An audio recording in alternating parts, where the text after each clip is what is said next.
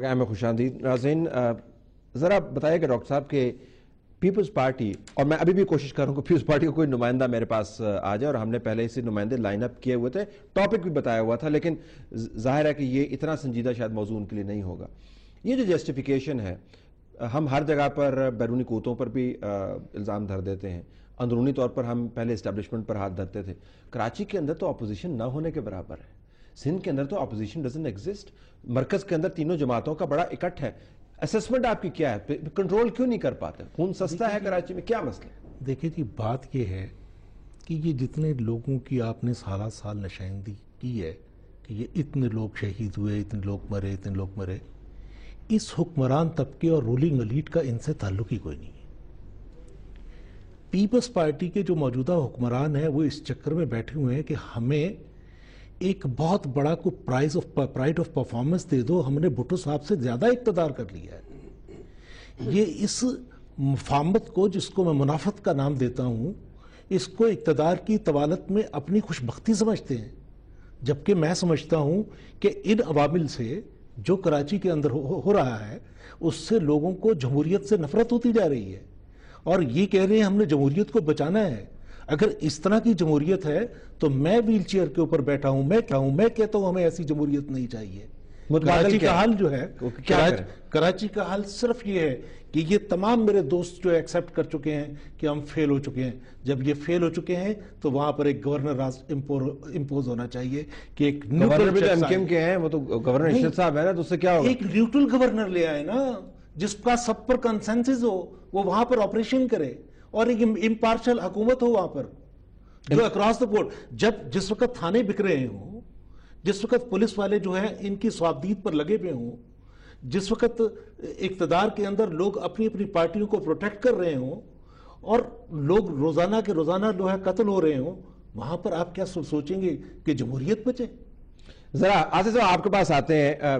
Army role لگ جانا چاہیے اور کمانڈر کو کہنا چاہیے کہ جی آپ ٹیک اوور کر لیں اس شہر کو اور یہاں سے سارا گند صاف کر دیں اکراس دا بورڈ، کیونکہ اب یہ مزید برداشت نہیں ہو سکتا. آپ کا رد عمل کیا ہے؟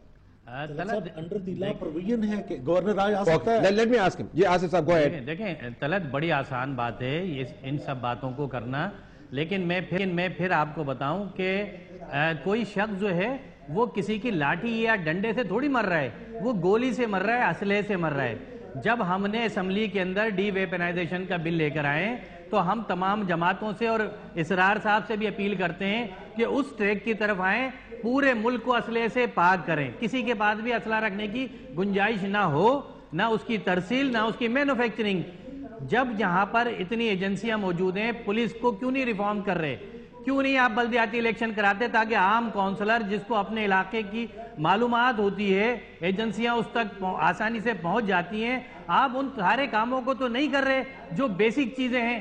آپ جو ہے جب اسلحے سے پاک ملک کو نہیں کریں گے تو آپ نے اس سے پہلے بھی فوج لے کر آئے، اس سے پہلے بھی گورنر رول لے کر آئے، 10 سال آپریشن ہوا، کیا مسئلہ حل ہو گیا؟ میں آج پھر کہتا ہوں کہ آج کراچی سے یہ اسلحہ سب نکال دیں، اور گارنٹی سے کہہ سکتا ہوں 6 مہینے سے لے کر سال میں اتنے اس سے زیادہ اسلحہ پھر کراچی میں پہنچے گا. کرنا کس نے؟ اسلحہ نکالنا، یہ کرنا کس نے؟ کرنا کس نے؟ نکالنا کس نے؟ دیکھیں یہ سب تو میں پھر کہوں گا ریاست ہوتی کس لیے؟ ریاست کی ذمہ داری ہے. ریاست حکومت کی بات کریں، ریاست بڑا مبہم ہے، حکومت کی بات کریں. دیکھیں ہم حکومت کی بات کریں. اب صرف حکومت کا مسئلہ نہیں ہے، ڈی ویپنائزیشن کا بل اگر ایم لائیے تو ساری سیاسی جماعتوں کی ذمہ داری اس کو پاس کریں اور اسلحے سے پاک کریں. جو چیزیں بھی ہیں اس کو بیٹھ کر جو ہے حل کریں اور اس کی طرف جو ہے پیش رفت ہو. لیکن اگر ہم یہ سب کچھ نہیں کریں گے اور یہی کہتے رہیں گے کہ جی صرف کراچی میں آپریشن کرتے ہیں، فوج لے آئیں، کراچی کو مار دھاڑ کریں، قتل عام کریں، ان کو جو جیلوں میں بند کرتے ہیں، تو اس طرح تھوڑی معاملات حل ہوں گے. پھر یہی ہوگا بلوچستان اور دیگر علاقوں میں. دیکھیں ہزار بندہ تو سال میں عام بندہ جو ہے ویسے ہی مر رہا ہے، تو اس کا حل میں تو آپ سے طلب بتا رہا ہوں، ویسے ہی مر رہا ہے. دیکھیں تو پھر کس نے کہا ہے؟ آج رحمان ملک کہتے ہیں کہ فوری طور پہ قانون سازی کریں، سزا کا عمل ہو، ڈی ویپنائزیشن کا بل پاس کریں. کیوں نہیں کر رہے آپ آج یہ کام کرتے ہیں؟ ویپن نہیں ہو آپ کون ہیں؟ میں نے تو نہیں کرنا نا.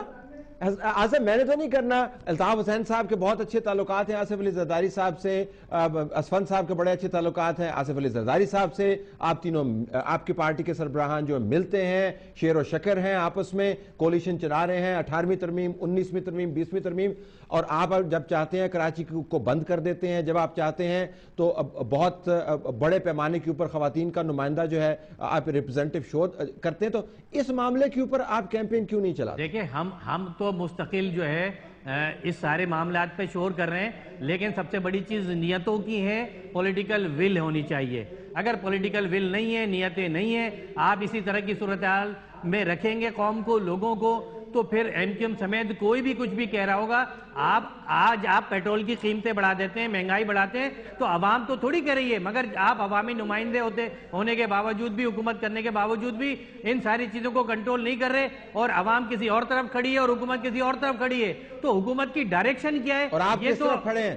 جی آپ کس طرف کھڑے ہیں؟ آپ کس طرف کھڑے ہیں؟ دیکھیں ہم تو جو بھی کوششیں وہ اپنی کر رہے ہیں، یو آر ان گورنمنٹ، آپ گورنمنٹ کے ساتھ پہ ہیں، دیکھیں گورنمنٹ کے ساتھ ضرور ہے، اپنی کوششیں کر رہے ہیں، لیکن اگر یہ کوششیں برابر ثابت نہیں ہوں گی تو اس میں سب سے بڑا کردار پھر میں کہوں گا اپوزیشن کا ہے، کہ اپوزیشن جو ہے اگر حکومت سے کل ایم کیو ایم باہر آئی یا آئندہ باہر آتی ہے تو اس کو ویلکم کرے۔ جب اپوزیشن ویلکم نہیں کرے گی اور وہ یہ کہے گی کہ جمہوریت چلنے دینا چاہیے، تو پاکستان میں جو دو جماعتی نظام قائم ہوا، اسی نے تو یہ ساری خرابیاں پیدا کی ہیں۔ آج ایک جماعت حکومت میں ہوتی ہے، دوسری اپوزیشن میں، کل دوسری حکومت میں، ایک اپوزیشن میں، اور پھر اسی طرح یہ حکومت کی اور اس کی جو ہے بندرباٹ جو ہے وہ جاری رہتی ہے۔